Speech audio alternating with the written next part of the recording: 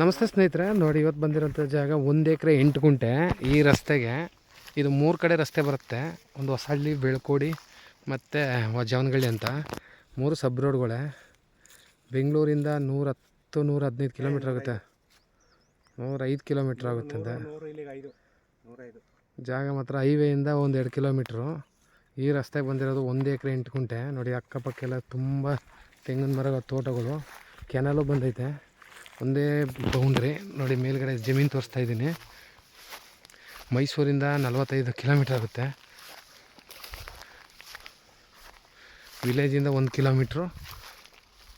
ನೋಡಿ ಜಾಗ ಬಂದು ಒಂದೇ ಫ್ಲ್ಯಾಟಾಗಿ ಬಾಕ್ಸ್ ಆಗಿ ಸ್ಕ್ವೇರ್ ಆಗಿದೆ. ಒಂದು ಬೋರು ಹಾಕಿದ್ದಾರೆ ಅಲ್ಲಿ. ನೋಡಿ ಅಲ್ಲೇನು ಬೋರ್ ಹಾಕಿ ನೀರಾಗಿದೆ ಅದು.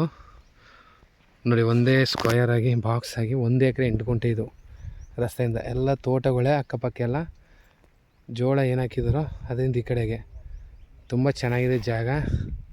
ನೋಡಿ ಹಿಂದೆಗಡೆ ಎಲ್ಲ ವ್ಯೂ. ಇಲ್ಲೆಲ್ಲ 100 ಅಡಿ 150 ಅಡಿಗೆಲ್ಲ ಒಳ್ಳೆ ನೀರಾಗುತ್ತೆ. ತುಂಬ ಚೆನ್ನಾಗಿದೆ ಜಾಗ ಮಾತ್ರ.